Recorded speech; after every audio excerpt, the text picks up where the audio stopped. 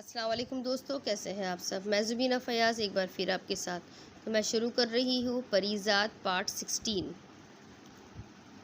एक ऐसी ही रात फ़कीरा मेरी आहट पर बाहर आ गया। क्या बात है अकबर, तू सोता क्यों नहीं है? कोई परेशानी है तो मुझे बता। जवान जहान बंदा है तू, कहीं कोई इश्क विश्क तो नहीं हो गया तुझे?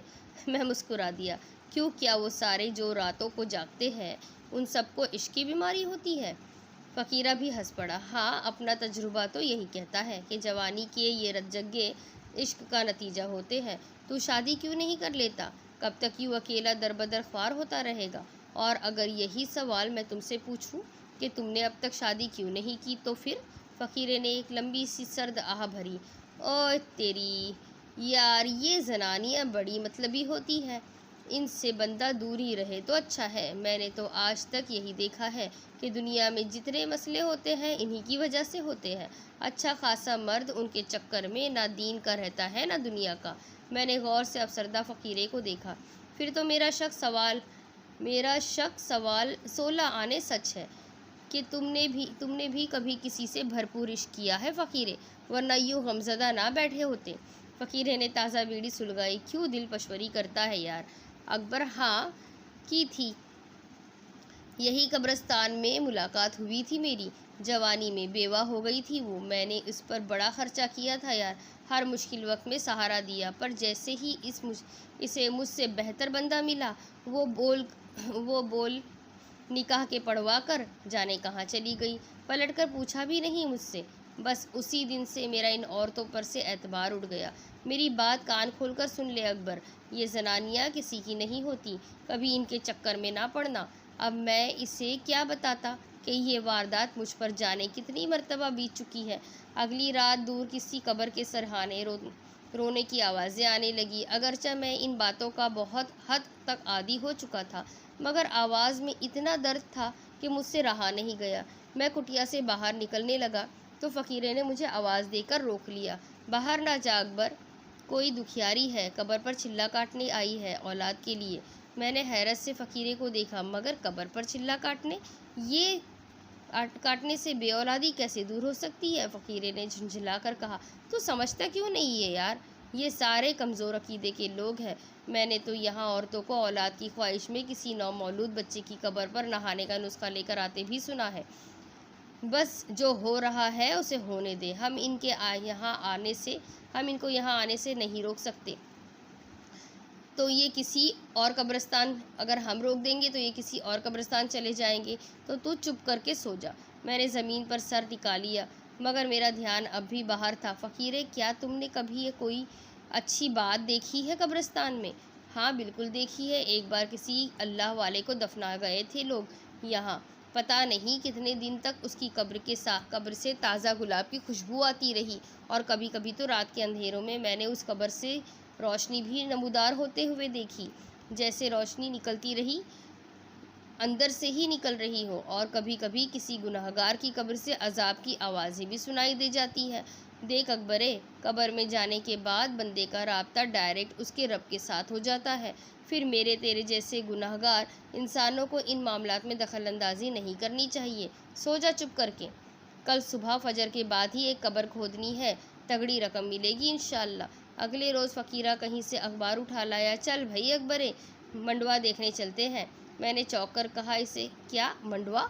हाँ यार, वो क्या कहते हैं, सिनेमा सिनेमा। ये देख, बड़ी ज़बरदस्त पिक्चर लगी है बाज़ार वाले सिनेमा में। मैंने अखबार पर नज़र दौड़ाई तो मेरे हाथ कपकपा से गए।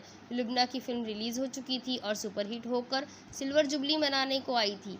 मैं बहुत देर तक फ़िल्म की खबरें पढ़ता रहा। इसे लुबना उर्फ अर्श शयपारा के कैरियर की बेहतरीन फ़िल्म करार दिया जा रहा था। शयपारा का इंटरव्यू भी छपा था, जिसमें उसने खुलकर मुझे याद किया था और कहा था कि परिजाद ना होता तो ये फ़िल्म कभी बन ना पाती।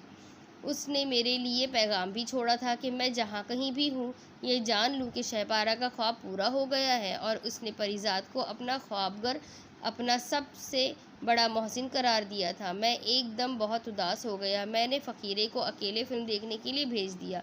फ़िल्में वो लोग देखते हैं जो ख्वाब देखना जानते हो।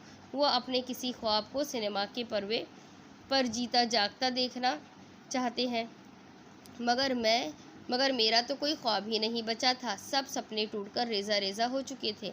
मैं भला अब इस काबिल ही कहाँ था कि कोई ख्वाब देख सकता।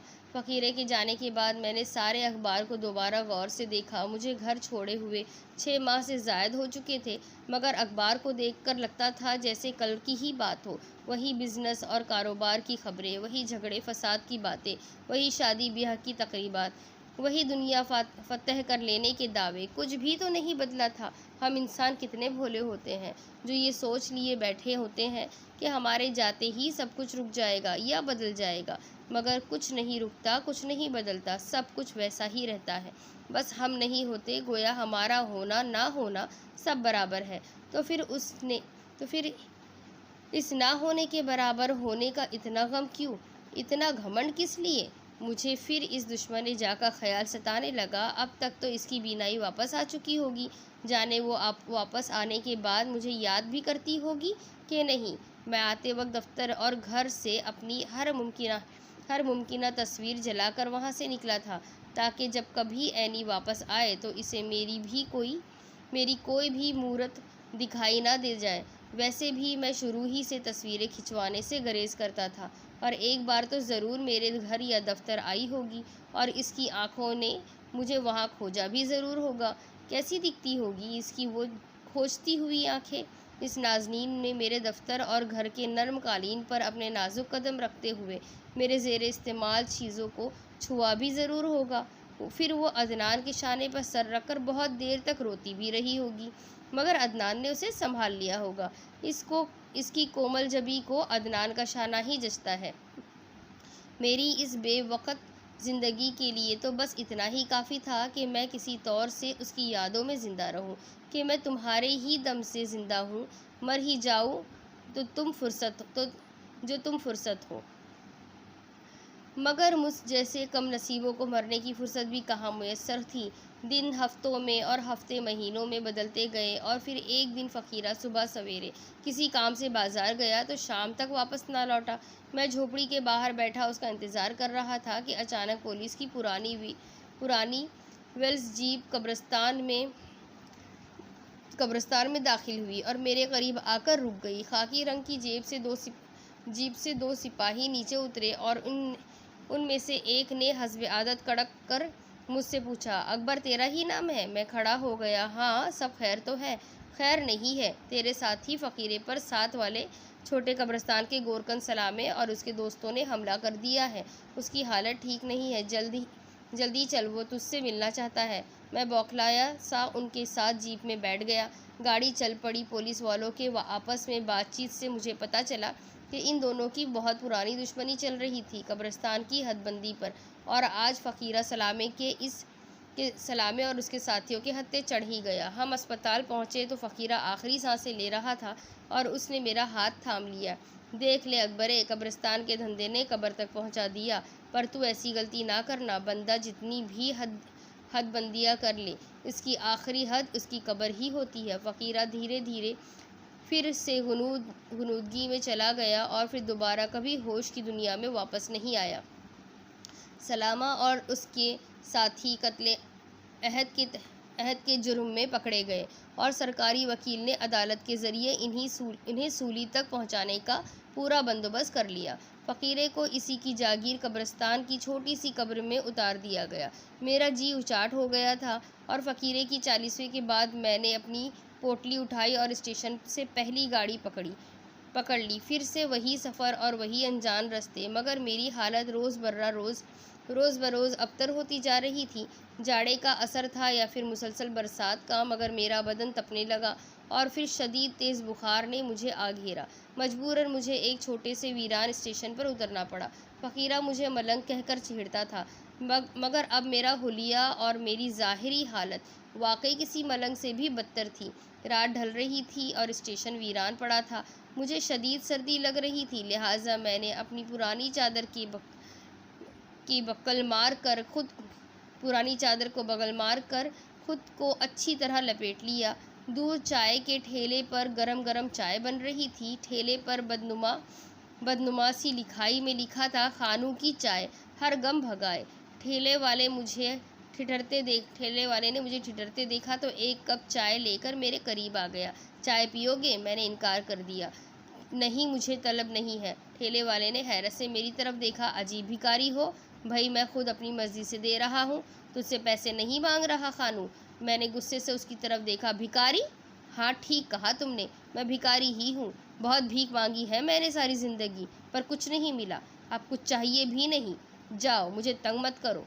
खानू खानू जाने मेरी डांट को क्या समझा कि इसका लहजा एकदम आजिज़ाना हो गया। माफ़ करना साई, तुम तो कोई अल्लाह लोग लगते हो। मुझसे गुस्ताखी हो गई।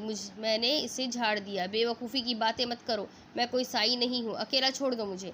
खानू ने जाते जाते भी 3 बार मुड़कर मुझे देखा। मैंने थककर एक दरख्त के तने से टेक लगाई, जिसके तने के इर्द गिर्द पक्की ईंटों और सीमेंट का चौबारा उठाकर एक गोल प्लेटफॉर्म सा बना दिया गया था। फिर मुझे पता ही नहीं चला कि मैं कब मुकम्मल बेसुध होकर होशो हवास से बेगाना हो गया।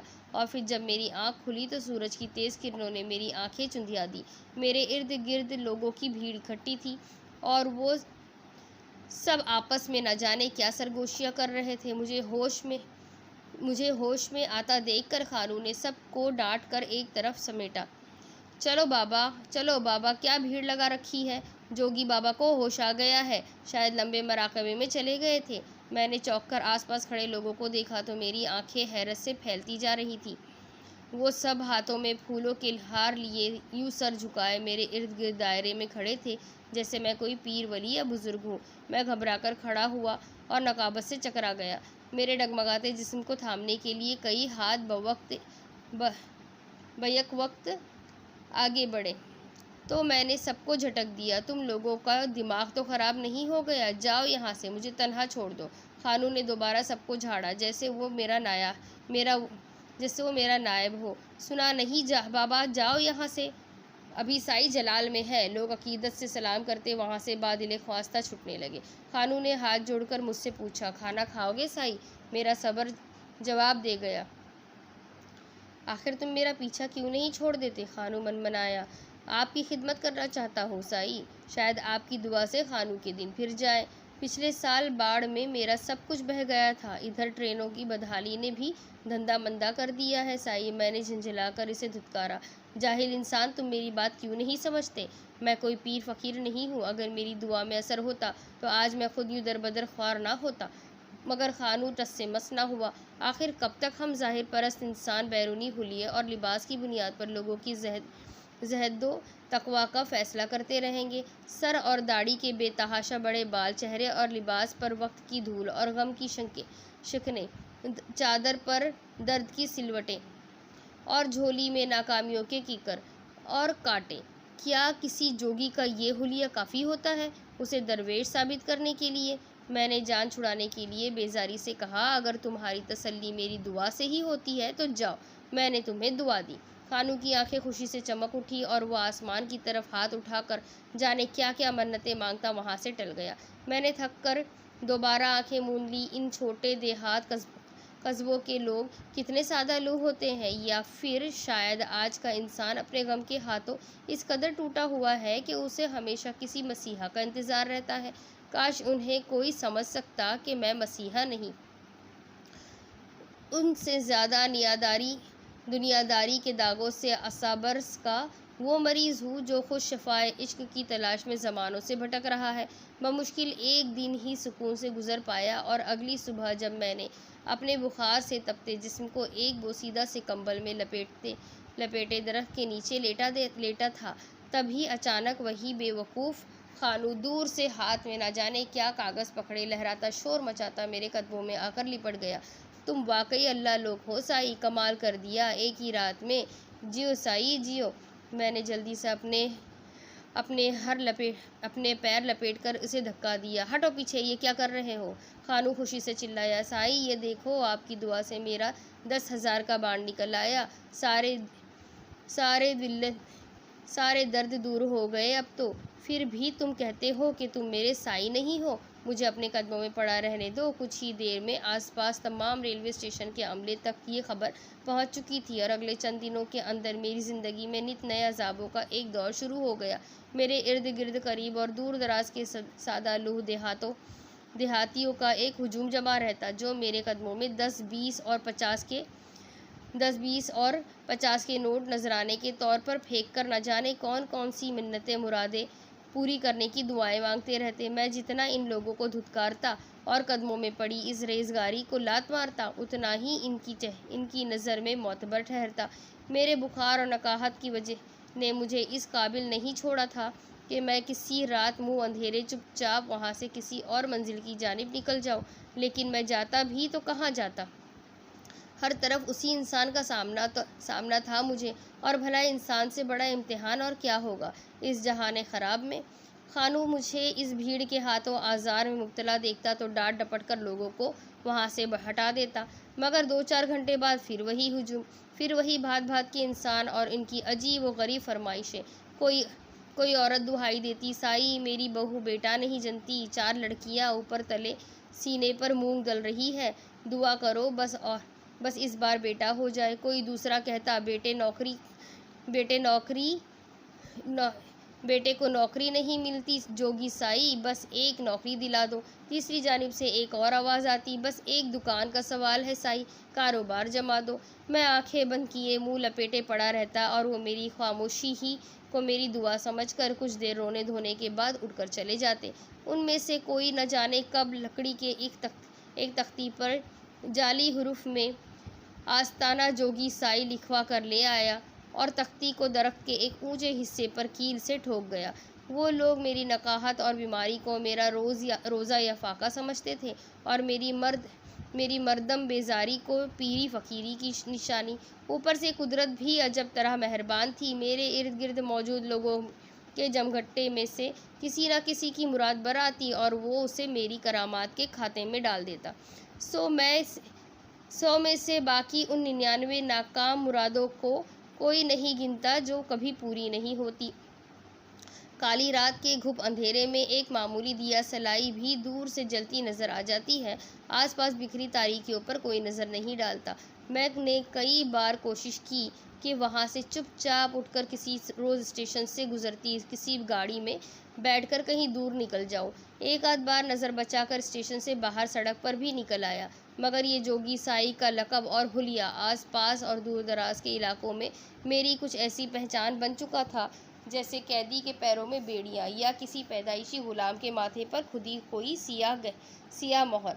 मैं जहाँ भी जाता मेरी पेशानी परश्त ये गुलाम की महर लोगों को मेरे इर्द गिर्द इकट्ठा कर देती। मेरा दम घुटने लगता, मैं घबरा कर उन्हें झिड़कता, दूर हटाता और वो मेरे और करीब आते। मैं थक हार कर वापस उसी आस्ताने की राह ले लेता जहाँ से ये मोहर गुलामी मेरी जबी पर कुंदा की गई थी। एक आध बार किसी वीराने की राह भी अपनाई, मगर मुझ जैसे सियाह बख्तों को वीराना भी रास नहीं आता। वहाँ मेरी खबर ज़्यादा तेज़ी से फैलती और फिर जमा होती खलकत की वजह से इस वीराने की खुरमत भी वजरू हो जाती थी। मैं दुनिया को धुतकारते थक कर निढाल हो चुका था। कैसी अजीब है ये दुनिया! जब इंसान इसे अपनाना चाहता है ये उसे धक्के देकर दूर भगाती है, ख्वार करती है, हर पल सिसका कर तड़पाती है। मगर जब वही इंसान दुनिया से बेजार होकर इसे लात मारता है और किनारा कश होने की कोशिश करता है, तब यही दुनिया खुद उसके कदमों से लिपट कर मन्नतें तरले करती है और उसे ठुकरा कर ना जाए।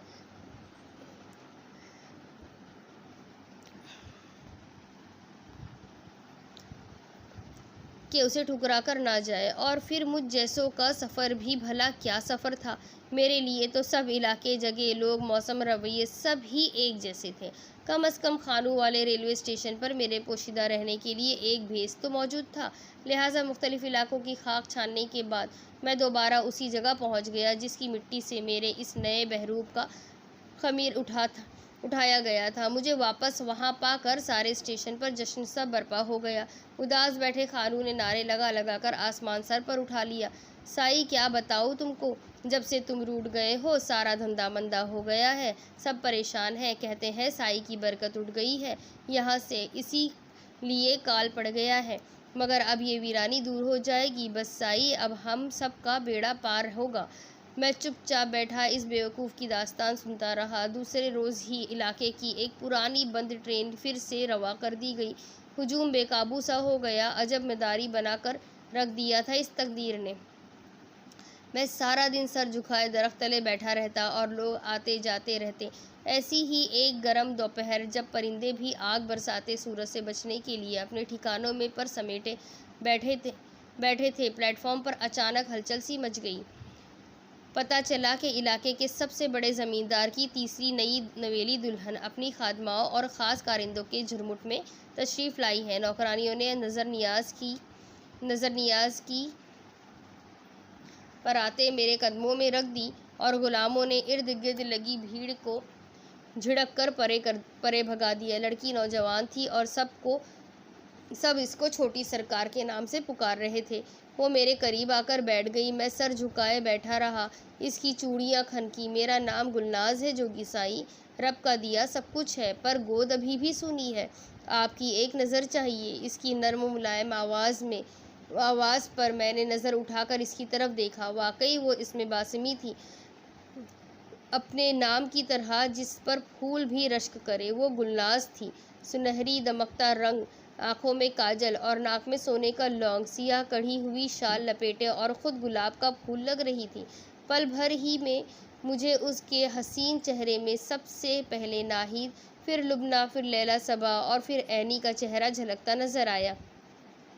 मैंने घबरा कर जल्दी से आंखें बंद कर ली। नहीं, अब और नहीं, बस औरत चली जा यहाँ से, जा, फिर कभी अपनी सूरत ना दिखाना मुझे। गुलनाज डर कर पीछे हटी तो खानू दूर से भागता हुआ आया। जोगी साई जलाल में आ गया है छोटी सरकार, बस समझो आपकी मुराद पूरी हुई। लड़की अभी तक घबराई हुई थी। अच्छा, मैं तो समझी कि साई मुझसे नाराज़ हो गए। खानू ने बड़े ज़ौम से जवाब दिया, यही तो बात है हमारे साई की, औरत और पैसे की तरफ नज़र उठाकर भी नहीं देखते। मगर आज तक जिस किसी को भी साई ने डांटा, उसकी नैया पार हो गई। गुलनाज कुछ देर मज़ीद अकीदत से हाथ जोड़े मेरे कदमों में बैठी रही और फिर धीरे से उठकर खरामा वापस चली गई। अगले चंद दिनों में चारों तरफ ये खबर फैल चुकी थी कि जोगी साई को औरत और खुसूसन खूबसूरत औरत के वजूद से ही शदीद नफ़रत है। अब मैं इन्हें कैसे समझाता कि हुस्न का यही जहर तो है जो अज़ल से मेरी रग रग में सरायत करके मेरी रूह को तमाम उम्र झुलसाता रहा है, और जल जल कर मैं इतनी बार राख हो चुका हूँ कि अब कोई चिंगारी बाकी नहीं रही। फिर एक दिन एक नौजवान जोड़ा झिझकते हुए मेरे पास आया। लड़की और लड़का दोनों काफ़ी सहमे हुए थे। लड़के ने बंद मुट्ठी खोली और 50 रुपए का मुड़ा थोड़ा सा नोट मेरे कदमों में डाल दिया। हमारे लिए दुआ करे साई जी कि हमारी शादी हो जाए। हम दोनों के घर वाले एक दूसरे के दुश्मन हैं और हमारा रिश्ता नामुमकिन है। मैंने हंसों के इस जोड़े की तरफ देखा। सिर्फ 50 रुपये में शादी चाहते हो? इतना सस्ता है तुम्हारा रिश्ता? लड़का कुछ शर्मिंदा सा हुआ। मेरे पास तो फ़िलहाल बस इतने ही है साई। मैंने नोट परे कर दिया। इतने पैसों में जोगी शादी नहीं करवाता लड़के ने परेशान होकर लड़की की तरफ देखा। लड़की ने जल्दी से अपने कानों में पहनी सोने की बालियां उतार कर मेरे सामने रख दी। मैंने लड़के की तरफ देखा। लगता है ये तुमसे ज़्यादा मोहब्बत करती है। ये बालियां वापस उठा लो लड़की। मोहब्बत अगर पुख्ती हो तो बजाते खुद दुनिया की सबसे बड़ी दुआ बन जाती है। वापस चले जाओ तुम दोनों अपने घरों को, और इस उम्मीद के साथ जाओ कि तुम्हारी मोहब्बत ही तुम्हारी दुआ है, तुम्हारी मन्नत और तुम्हारा तावीज़ है। वो दोनों यूँ खुशबाश उठे जैसे आज ही इनका रिश्ता तय हो गया हो। उफ़, ये मोहब्बत करने वालों की ज़ोद फहमियाँ। मोहब्बत करने वाले हमेशा एक दूसरे को पाने की धुन में क्यों सरगर्दा रहते हैं। काश ये नादान जान पाते कि दुनिया में किसी का महबूब होना ही कायनात का सबसे बड़ा एजाज़ होता है। मोहब्बत को तो महबूबियत से गर्ज होनी चाहिए ना कि वसलिया वसाल से। किसी का महबूब होना कितना बड़ा ओहदा व मर्तबा है, ये कोई मुझसे पूछे। मुझ जैसे तो अपनी तमाम उम्र इसी मसनद पर एक लम्हा बैठने के लिए तरसते रहते हैं, अपना सारा जीवन जला देते हैं, मगर वो पल भर के लिए भी किसी का महबूब नहीं बन पाते, और फिर मेरी तरह यही ख्वाहिश दिल में लिए हमेशा के लिए खाक में मिलकर खाक हो जाते हैं। मेरे खाक होने के दिन भी करीब आ रहे थे। मेरी हालत अब ज़्यादातर अबतर रहने लगी थी। मुझे दिन, तारीख, महीने और सन से अब कोई सरोकार नहीं था, मगर दूर खड़े खानों के ठेले पर बदलते रेलवे की लाइंस से इतना पता चल जाता था कि मुझे घर छोड़े 5 साल से भी कुछ ज़ायद अरसा हो चुका था। और फिर मौसम ने करवट बदली और जाड़े की सर्दी और कहरे ने माहौल पर अपना सफ़ेद गिलाफ लपेट लिया। मैं रात भर गीले लिहाफ तले बारिश में भीगता रहा और नतीजा अगले रोज़ साफ जाहिर था। खानू किसी काम से मुझे उठाने आया तो मेरा हाथ छूते ही उसके मुंह से बेइख्तियार चीख निकल गई। ओहो, तुम्हें तो तेज़ ताप है साई, मैं अभी हकीम साहब को लेकर आता हूँ। खानू उल्टे कदमों वापस भाग गया। मैंने आवाज़ देकर उसे रोकने की कोशिश की कि अब ये रोग हकीम, तबीब या वैद्यों के बस से बाहर है। डॉक्टर और तबीब मर्ज़ का इलाज कर सकते हैं, लेकिन मरीज़ का नहीं, ख़ास तौर पर जब मरीज़ मुझ जैसा हो कि जिसे खुद अपने फ़ना होने का इनका इंतज़ार सबसे ज़्यादा है। मैंने खुद को तबाह व बर्बाद करने के लिए क्या क्या जतन नहीं किए थे, मगर ये ज़िंदगी भी इस दोगली दुनिया जैसी ही थी। जो इससे जान छुड़ाना चाहे, ये उसी के दामन में लिपटी रहती है। खानू घंटा भर बाद ही किसी बुज़ुर्ग हकीम की जड़ी बूटियों से बनी दवाइयों का बक्सा हाथ में थामे दोबारा नमूदार हो गया। हकीम साहब ने मेरी नब्ज़ देखकर तशवीश से सर हिलाया। खानू गौर से हम दोनों को देख रहा था। हकीम ने चमड़े के बॉक्स में से चंद सफ़ूफ निकाले और यकजा करके 3-4 पुड़ियाँ सी बना दी। ये लो खानू मियाँ, सुबह, दोपहर, शाम 3 दिन में 3-3 मरतबा सादे पानी में घोलकर पिलानी ये दवा। सर्दी लग गई है तेरे साई को, बहुत एहतियात की ज़रूरत है। खानू ने किसी तजुर्बेकार और मुस्तंद तीमारदार की तरह मेरे तबीब की सारी हिदायत अज़बर कर ली। शायद गालिब ने खानू जैसे हमदर्दों के लिए ही कहा था, पड़िएगा बीमार, कोई ना होगा तीमारदार। मगर मेरा तीमारदार किसी सूरत मेरा पीछा छोड़ने को तैयार नहीं था। हकीम साहब ने मुझसे ये नहीं पूछा कि ये जो मैं सारी खलकत को दुआएं बांटता फिरता हूँ, खुद अपने लिए शफायाबी की दुआ क्यों नहीं करता। हकीम ने जाते जाते मेरा शाना थपथपाया और मुस्कुराकर बोले, फ़िक्र ना करे साई जी, जल्द ही भले चंगे हो जाएंगे। मेरी ज़बान बेसाख्ता फिसल पड़ी। कुछ मज़ीद बीमार करने की दवा भी आप करते हैं क्या? हकीम ने चौंक कर मेरी तरफ देखा। नहीं, मुझे सिर्फ शिफा देने का हुक्म है, सो अपनी सी कोशिश जारी रखता हूँ। मगर लगता है ये हुनर आपने खूब सीख रखा है, पर तकदीर से लड़ने का कुछ फ़ायदा नहीं साई जी। जो जितनी सांसें लिखवा कर लाया है उसे उतनी जीनी है, खुद को सज़ा देना मुनासिब नहीं। खानू हैरत से मेरे और हकीम साहब के दरमियान होने वाला ये मुकालमा सुन रहा था। हकीम साहब जाने के लिए खड़े हो गए। ये दुनिया की हर तिब का ताल्लुक़ किसी न किसी तौर इंसान के एसाब और इसकी शफायाबी की ख्वाहिश से ज़रूर होता है। जीने की ख्वाहिश और सेहत की आरज़ू बीमार उज़ू के खलियों के दरवाज़े दवा को अंदर कशीद करने के लिए खोल देती है, वरना सब वो दवाएं नाकाम व नामुराद लौट जाती है। अपने जीने की कोई वजह पैदा कीजिए साहब। हकीम साहब पलट गए। किसी ने सच कहा है कि हिकमत का ताल्लुक़ सिर्फ इलाज और दारू के इल्म से नहीं होता। इंसान के अंदर झांक लेना ही असल दानिश व हिकमत है। और छोटे से कस्बे का ये हकीम भी कुछ ऐसा ही दाना था, जो सिर्फ इंसान के नब्ज़ ही देखना नहीं जानता था, उस नब्ज़ की बोली भी पढ़ सकता था। खानू शद्दत व मदद से हकीम साहब की हिदायत के मुताबिक मेरी तीमारदारी में जुटा रहा। तीसरे दिन ढोल बताशों के साथ एक हुजूम नज़र और नियाज की देगे, सब्ज़ चादरें, सुनहरी गिलाफ और न जाने क्या कुछ उठाए स्टेशन के प्लेटफॉर्म पर आ पहुंचा। उगदा खुला कि ज़मींदार साहब की खुदा ने सुन ली है और उनकी गुलनाज ने उन्हें खुशखबरी सुना दी है कि इंशाअल्लाह जल्द ही इनके आंगन में फूल खिलने वाला है। थोड़ी देर में जश्न मनाने वाले एकदम खामोश और मुअद्दिब से खड़े हो गए। पता चला कि ज़मींदार साहब खुद तशरीफ़ ला रहे हैं। मैं ज़मींदार पक्की उम्र का एक सख्त गिर और जहाँ दीदा शख्स दिखाई देता था। गुलनाज भी उसके साथ मेरे कदम बोसी के लिए आई थी। उसने दूर ही से इशारा करके अपने सर के अपने सर के इशारे से साई को मेरी निशानदही करा दी। ज़मींदार मौद्दिब सा मेरे करीब आकर बैठ गया। मैं पहले इस झल्ली की बातों पर यकीन नहीं करता था साई जी।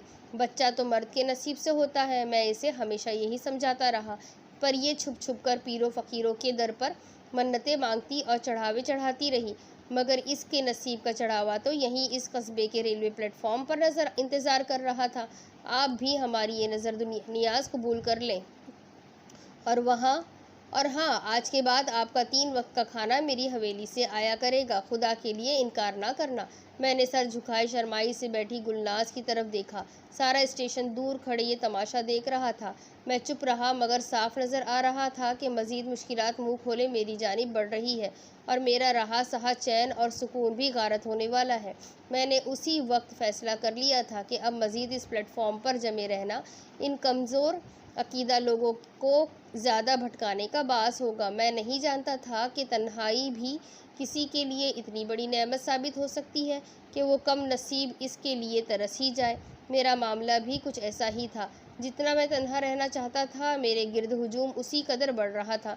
रात गए एक मालगाड़ी स्टेशन पर लगी तो मैंने अपने बिखेरे वजूद को समेटा। प्लेटफॉर्म पर लगे घड़ियाल ने रात के 3 बजे का ऐलान किया और मैं धीरे धीरे रेंगती मालगाड़ी में सवार हो गया। खानू समेत सारा प्लेटफॉर्म चैन की नींद सो रहा था।